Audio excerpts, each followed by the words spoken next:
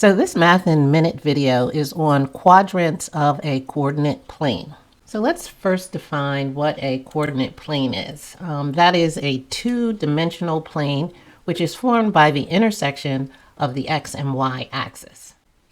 So here is the x axis, the line that goes across, and the y axis is the line that goes up and down. And you can look at these as like number lines, and being that they intersect, they create four quadrants.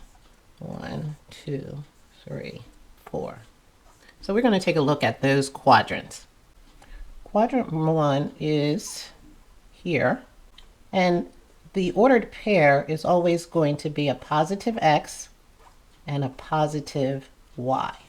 So that any point that has a positive x and a positive y would land in the first quadrant. Quadrant 2, the x coordinate would be negative and the y coordinate would be positive. So anything with a negative x and a positive y would land you in the second quadrant.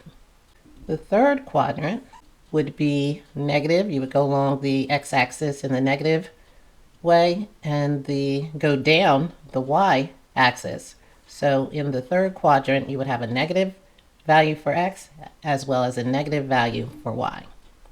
And then our fourth quadrant, cube 4, you would go in the positive direction of x, which would make your x coordinate positive, and then you would go down your y-axis, so your y coordinate would be minus.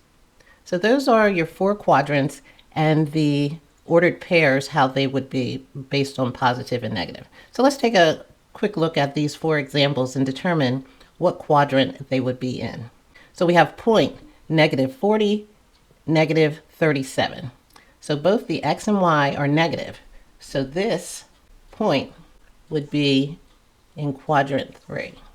Okay. The next point we have is -54 and 36. So we have a negative x and a positive y. So that would be in quadrant 2. Now we have 81, 45 as our point. So both the x and y are positive. So that's quadrant 1. The last point we have is 12, -100. So we have a positive x and a negative y. So that would be in quadrant 4.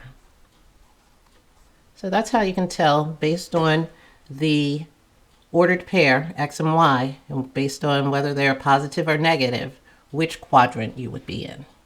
So that's quadrants of an ordered pair, determining where a point would land. Any math topics you would like me to cover, please leave in the comments below. Thanks for watching. Please subscribe, like, share, and we'll see you next time.